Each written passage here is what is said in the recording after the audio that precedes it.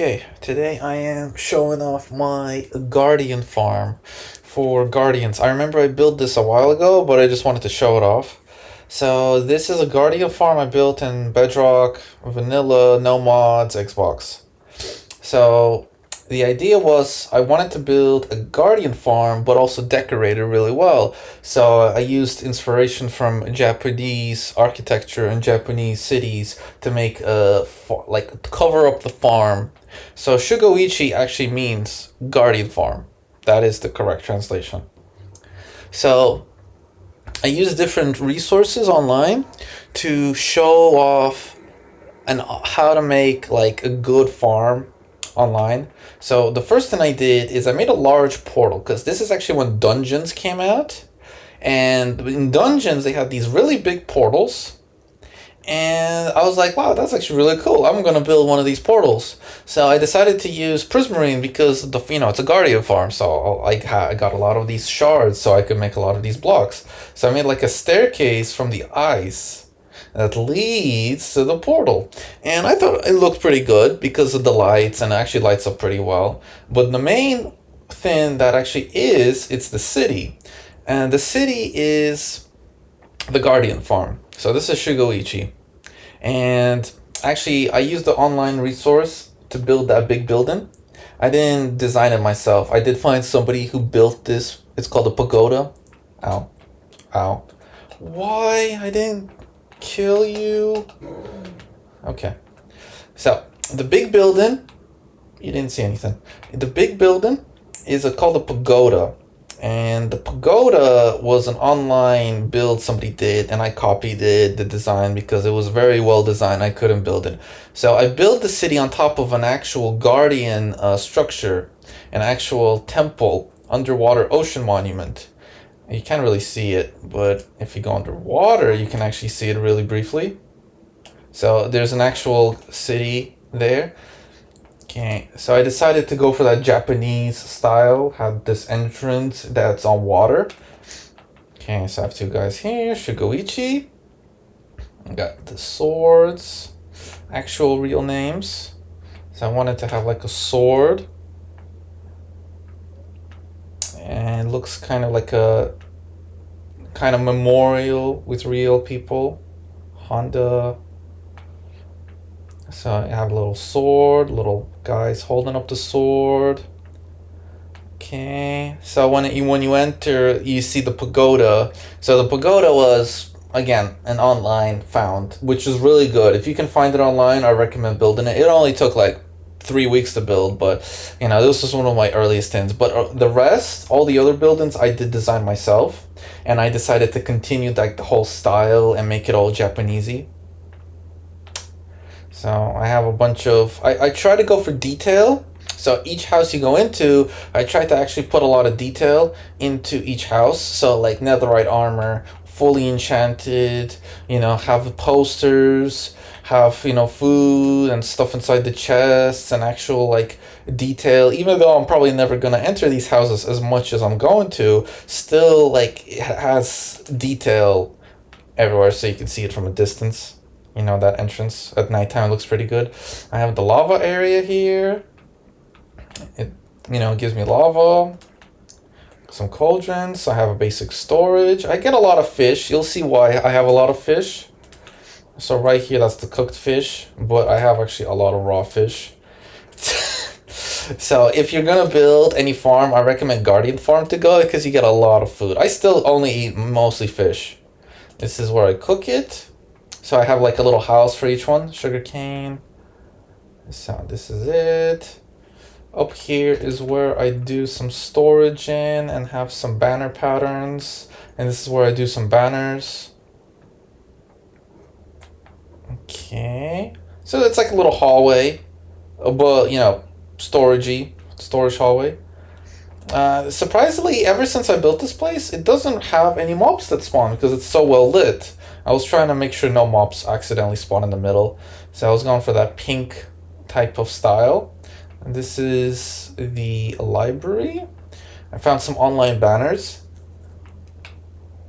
So yeah, these take a long time to make. This one took a long time to make. That one took a long time to make. This one.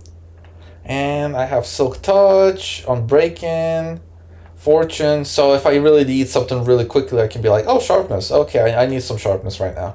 Or whatever. So that's that. Okay, so that's that building. I'll do a fly around at the end of the video. If you want to skip to the end, I'll do a little fly around. This is the mini version I built of that. So after I built that, I decided to build like a mini version, and I think it turned out pretty well. It's like a miniaturized version of the big building. Okay, here I got some chests for books. I've got enchanting books. It's a compressed little enchanting room. Also a very compressed potion making room for one potion at a time. It's not as grand as the casino, the Lucky 7 casino, but it gets the job done. It's like a little mini cooking area for that. And the top floor, you know, I put a little here so you can actually see if somebody's coming in and be like, oh, you know. Okay, got that. Okay, little room here. Okay, so it's on water. Okay. A basic little room, you know, have a little head collection here with actual names. They all do different noises. Okay, so up here is what really is the magic. So I have a bunch of hoppers hoppering downstairs. This was actually, I think, one of my first very farms on the world. So it is auto. So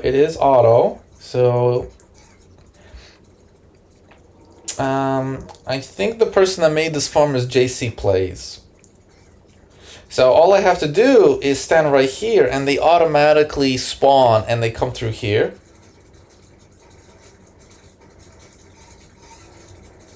Okay, the trident isn't there. I'll have to put back the trident. Sometimes the trident despawns. So I have to put the trident back manually. What is that trident? There's the trident. How the hell do I get that trident? I wonder if I can jump on this hopper. There we go. Okay, so I'll put the trident back. I guess I'll put the trident back later, because right now I'm showing off stuff.